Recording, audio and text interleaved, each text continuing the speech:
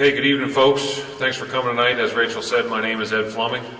I'm a colonel in the United States Army, and I'm the district commander for the New Orleans District, U.S. Army Corps of Engineers. So what that means is I'm responsible for everything that happens or fails to happen as it relates to the Corps of Engineers, from the Pearl River in the east to the Sabine River in the west, up to a point at about Angola, and straight across down. So basically South Louisiana. It is a good plan.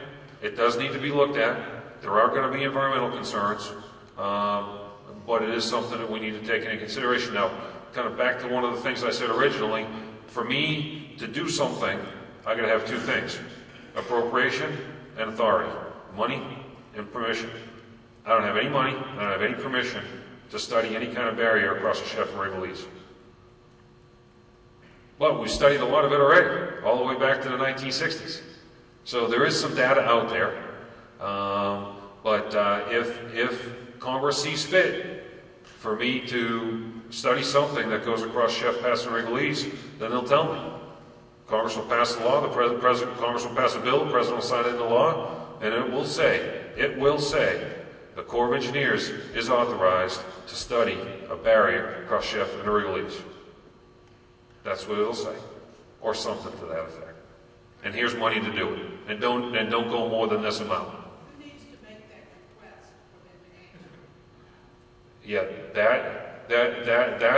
that goes about every different way.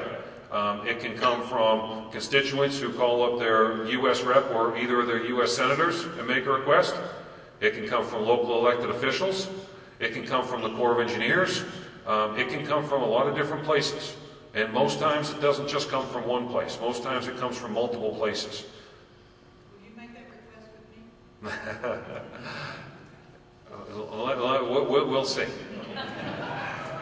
Now, you also said that you'd love to do something like that, but you don't have the authority and you don't have the funding.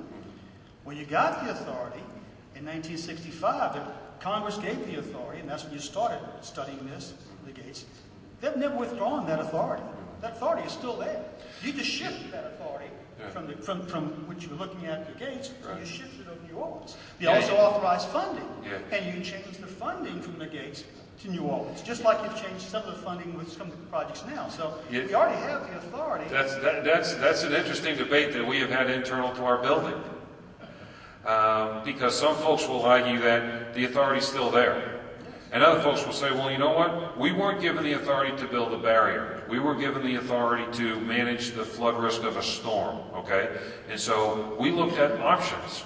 One option was the barrier plan. One option was the high-level plan. And so we used that authority to build the high-level plan. There are other people that will say, no, you're interpreting it wrong. So even internal to our building, we have these debates all the time. The other thing is that I asked my attorneys the question the other day was, we were enjoined from building the barrier, right? Yes. Okay. Am I still enjoined?